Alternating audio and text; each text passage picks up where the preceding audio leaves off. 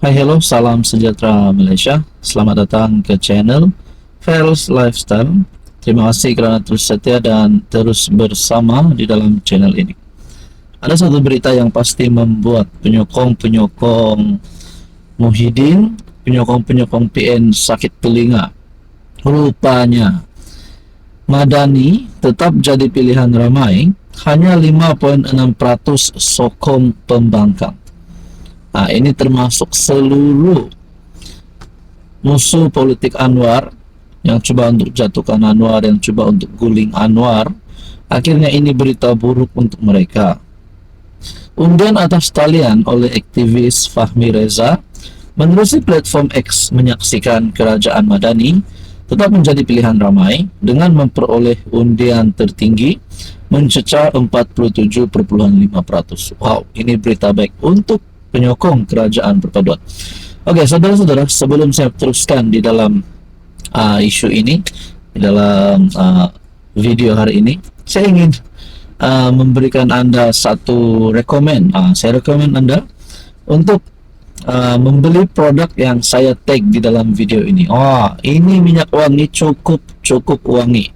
Minyak wangi ini sangat sesuai untuk golongan umur lebih kurang dari belasan tahun hingga 40-an. Minyak wangi ini terbaik.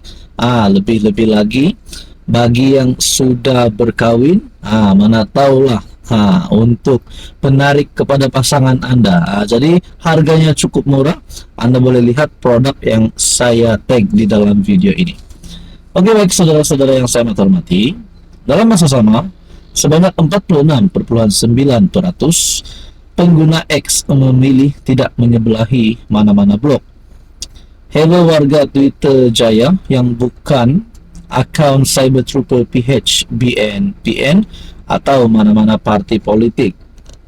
Di mana kamu berdiri dalam politik Malaysia sekarang? Kamu lebih cenderung menyebelahi pihak mana? Tanya Fahmi menerusi tinjauan itu.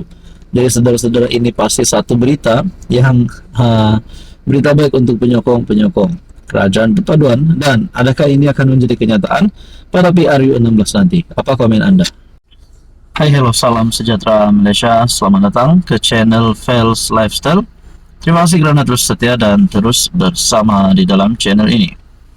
Saudara-saudara yang saya hormati, perkembangan berkaitan dengan serbuan yang kita dengar dahulu yang melibatkan nama bekas pegawai kepada bekas Perdana Menteri ke-9 Ismail Sabri Yaakob. Dan setelah SPRM melakukan serbuan, ditemukan duit ratusan juta, ditemukan dokumen-dokumen. Pada akhirnya, adakah perkara ini akan semakin berpanjangan? Adakah akan ada serbuan lagi berlaku? Dan paling utama, berapakah sebenarnya duit sakau? Mungkinkah berbilion, mungkinkah ratusan juta? Kita pun tak tahu kalau benar ada duit yang disakau dan kalau benar melibatkan nama bekas Perdana Menteri. Oke, baik saudara-saudara yang saya amat hormati, Ismail Sabri di soal siasat SPRM sebelum dimasukkan ke hospital dalam satu artikel daripada Malaysia Kini. Saudara-saudara, sebelum kita teruskan di dalam isu ini, sini saya nak ambil kesempatan sekejap. Produk yang saya ada tag di dalam video ini, ini cukup baik untuk Anda yang menyambut raya, Anda yang menyambut hari raya. Di sini Anda boleh pilih baju kurung, baju raya untuk lelaki, untuk perempuan. Harga cukup murah dan baju ini sangat sesuai untuk golongan muda, tua. Tidak kira warga emas, lelaki, perempuan. Anda boleh lihat di dalam produk yang saya tag dalam video ini. Harga cukup murah dan cukup sesuai untuk Anda yang akan menyambut hari raya tidak lama lagi. Saudara-saudara, di dalam artikel ini, SPRM telah menyoal bekas PM Ismail Sabri Yaakob di ibu pejabatnya selama 5 jam pada 18 Februari. Beberapa hari sebelum dia rebah di rumah dan dimasukkan ke hospital kerana hal berkaitan tekanan darah. Saya cuma nak tanyalah, kenapa setelah Ismail Sabri disoal oleh SPRM selama 5 jam pada 18 Februari. Beberapa hari sebelum dia reba. Adakah Ismail Sabri sini sebenarnya nak lari kah apakah, tapi tidak boleh tuduh jugalah. Kita harap yang terbaik sajalah. Harap-harap tiada lagi banyak duit yang disakaulah. New Straits Time melaporkan ahli Parlimen Beira itu di soal siasat berhubung siasatan perbelanjaan kerajaan untuk kempen promosi keluarga Malaysia sepanjang tempoh 14 bulan sebagai PM.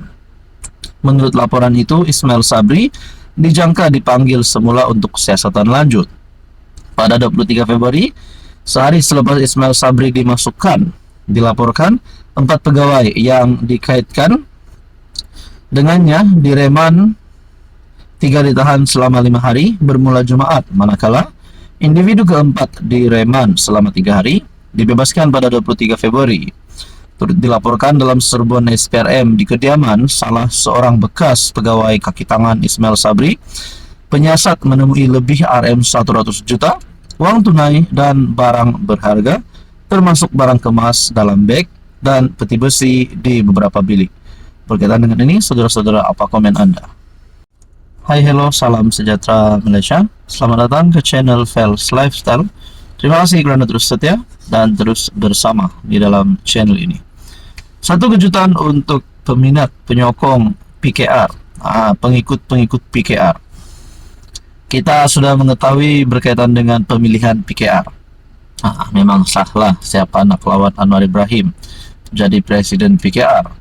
Tapi mungkinkah ada camp di dalam PKR? Itu pertanyaan saya lah.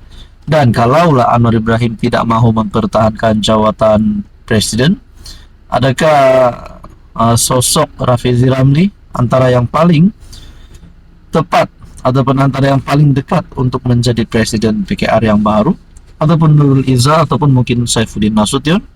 Nah, saudara-saudara, ada satu keputusan daripada Anwar Ibrahim yang mengejutkan.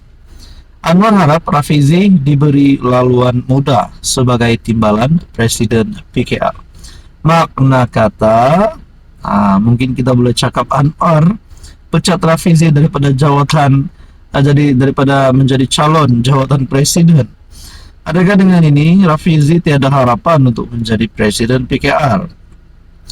Peluang timbalan presiden PKR Rafizi Ramli untuk mengekalkan jawatannya pada pemilihan parti akan datang dilihat semakin kukuh selepas mendapat sokongan daripada presiden PKR. Oke, baik saudara-saudara, sebelum saya meneruskan di dalam berita hari ini, Anda boleh lihat produk yang saya tag dalam video ini. Harganya cukup murah dan produk ini trusted seller. Anda boleh lihat review di dalam produk ini dan amat sesuai untuk digunakan di rumah, di mana-mana tempat yang sesuai lah dengan produk ini. Anda boleh lihat dan Anda boleh lihat senarai tag produk yang saya tag dalam video ini.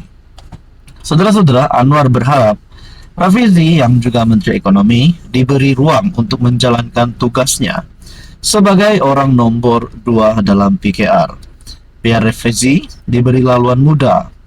Dan Menteri itu berkata demikian ketika merasmikan mesyuarat agung tahunan PKR Selangor. Saudara-saudara, apa komen Anda?